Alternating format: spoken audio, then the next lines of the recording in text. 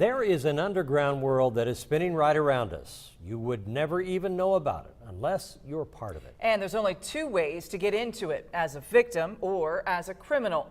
In a News 10 special report, Jacqueline Beavis takes a look into the lives of the unnamed victims. Jacqueline? We often tell you the stories of criminal offenders, men and women charged with and convicted of child exploitation and child pornography. We tell you about the suspect, their crime, and how long they'll pay. But there's another side that you less often hear, the person behind the blurred image, the ones left behind to pick up the pieces. We had an offender in Bloomington, Indiana, very young offender, actually 22, 23 years old. An offender was federally indicted here in the Southern District of Indiana.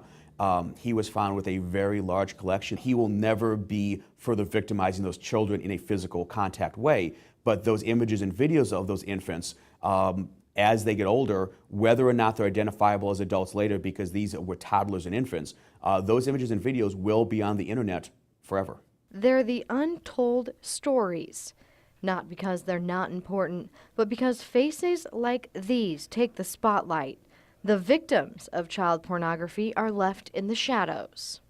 Unfortunate thing is these videos and images are still out on the internet, and there's no way for law enforcement, there's no way for you as the victim or the victim's parents to be able to put that toothpaste back in the tube to be able to take those images back. They're going to be there forever.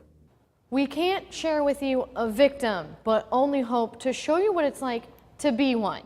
Imagine this. Unflattering pictures of you traded on message boards, peer-to-peer sharing networks and websites, and traveling across the globe with the click of a button. We've seen in very quick order, as soon as an image or video, a new one that's been produced makes it onto one site, into one forum, into one area of peer-to-peer file sharing. It's going to spread like a virus. There's no way to purge those videos completely. When officers complete their part of an investigation, the journey for the victim only begins.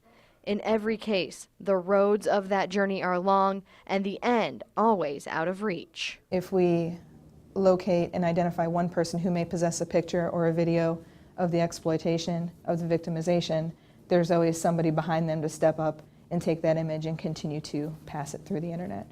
Victims live with it their entire life. Scars of a taunting past, living as a celebrity in an underground world. One of the things we run into with these offenders is that they tend to trade in this material, and not to minimize it, but almost like baseball cards. They will try to collect the entire series of the videos. The desires of offenders become obsessive, and studies find that many of them move beyond photography and sharing. Everyone's looking for the new thing, and unfortunately, if that offender has access to children, they're going to try to produce something new that hasn't been seen before.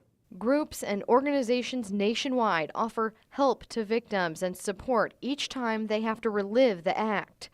But those fighting, the men and women behind the screens, cameras, and keyboards, have one simple message of support for the innocent. You may not have been arrested yet, you may not have had police come and search you yet, but your time is coming.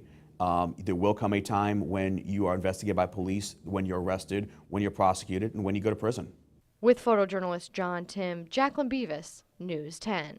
Now, it's important to note that our story did not introduce you to a victim. That's for a very important reason. To do that would further victimize that person and put them at risk for being recognized and hurt further in the future. For more information on this story, a second part to this piece, and details on how to get help if you need it, visit our website, WTHI-TV.com.